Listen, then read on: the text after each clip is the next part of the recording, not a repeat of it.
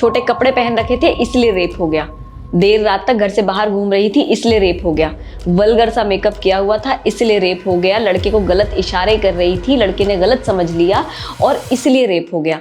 लेकिन मैं ये जानना चाहती हूँ कि एक 7 साल की छोटी सी बच्ची ऐसे क्या वल्गर कपड़े या वल्गर मेकअप पहन सकती है जिसकी वजह से उसका रेप हो जाए? ऐसे क्या गलत इशारे कर सकती है कि जिससे सामने वाला व्यक्ति उसकी बात को गलत समझ ले और उसका रेप कर दे? या ऐसा कैसा टाइम हो सकता है जब वो अपने माँ बाप के बिना देर रात तक घर से बाहर घूम रही हो और उसके साथ उसका रेप हो जाए?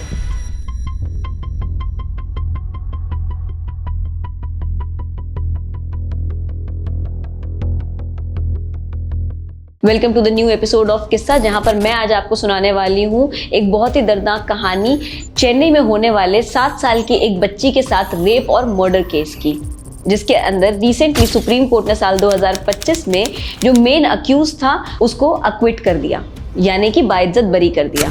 मामला है साल 2017 का, चेन्नई के एक छोटे सी जगह मुगलीवक्कम का। मुगलीवक्कम में अक्यूज्ड एस दशवंत और जो विक्टिम है यानी कि जो 7 साल की बच्ची है, वो दोनों एक अपार्टमेंट में रहा करते थे। एक दिन अचानक से ये 7 साल की बच्ची अपने घर से गायब हो गई और उसके बाद ये मिली ही नहीं। जब माँ बाप ने ढूंढना चालू किया तो उनके अपार्टमेंट के करीब ही उन्हें एक लाश मिली जो आधी जली हुई हालत में थी।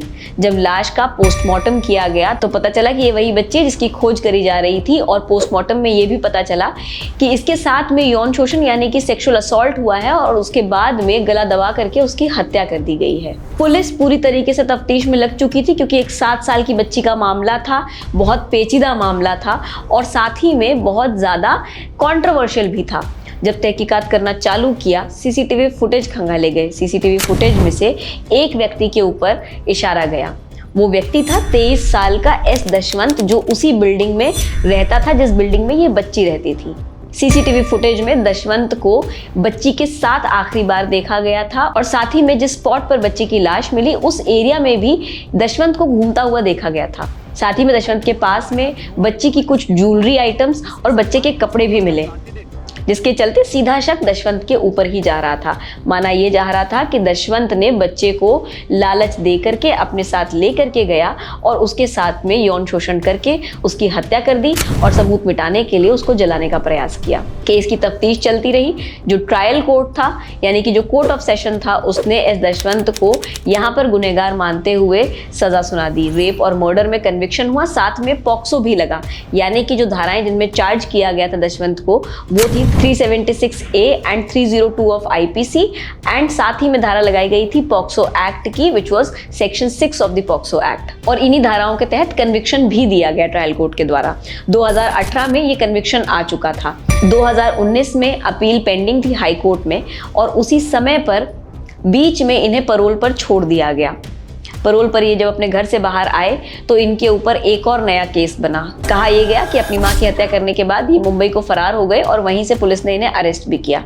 लेकिन इनकी मां के मर्डर केस में ट्रायल कोर्ट ने इन्हें दोषी मानने से इनकार कर दिया, यानी कि इन्हें उस केस से भी अक्विटल मिल गया। अब बात थी इस बच्ची के रेप और मर्डर केस की। सुप्रीम कोर्ट तक मामला पहुंच चुका था। कोर्ट ऑफ सेशन के जजमेंट को यानी कि कोर्ट ऑफ सेशन के द्वारा दिए हुए कन्विक्शन को हाई कोर्ट ने भी अपहेल्ड किया। लेकिन जब सुप्रीम कोर्ट तक अपील पहुंची तो कुछ ऐसा हुआ जो बिल्कुल शॉकिंग था और जिसने पूरे नेशन को ना ही सिर्फ शॉक कर दिया बल्कि गुस्सा भी दिला दिया। सुप्रीम कोर्ट ने इस कन्विक्शन को अक्विटल में बदल दिया। सुप्रीम कोर्ट का कहना था कि जितने भी सबूत थे वो काफ़ी नहीं थे दशवंत को यहाँ पर कन्विक्ट करने के लिए। जो टेस्टिमनीज थी लोगों की जिनका कहना था कि उन्होंने आखिरी बार बच्ची को दशवंत के साथ देखा था, वो टेस्टिमनीज बार बार बदल रही थी और इसलिए भरोसे योग्य नहीं थी। उसके साथ में कोर्ट का ये भी मानना था कि सीसीटीवी फुटेज कंक्लूसिवली किसी बात की ओर इशारा नहीं कर रही थी बल्कि सिर्फ सर्कमस्टेंशियल थी। साथ ही में कोर्ट का ये भी मानना था कि जितने भी एविडेंसेस पाए गए थे दशवंत के पास में, बच्चे के ज्वेलरी और बच्चे के कपड़े, वो काफी हद तक प्रोसिक्यूशन या पुलिस के द्वारा प्लांटेड नजर आ रहे थे। सुप्रीम कोर्ट ने इस केस में इन्वेस्टिगेशन की निंदा करते हुए कहा कि ये case is an absolute example of investigative failure और इसी के चलते यहाँ पर कन्विक्शन दिखा पाना बिल्कुल पॉसिबल नहीं हो पा रहा है। और अगर दशवंत ने अपराध नहीं किया है तो पुलिस सिर्फ और सिर्फ उनको स्केपगोट की तरह इस्तेमाल करे, यानी कि बलि का बकरा बना रही है अपनी जिम्मेदारी से बचने के लिए और लोगों के अंदर क्रोध को शांत करने के लिए। आपका इस केस के ऊपर क्या कहना है? Do let me know in the comment section below. Bye guys, make your day great and do let me know कि आप अगले कौन से केस का किस्सा सुनना चाहते हैं मुझसे किस्सा केस नए एपिसोड में।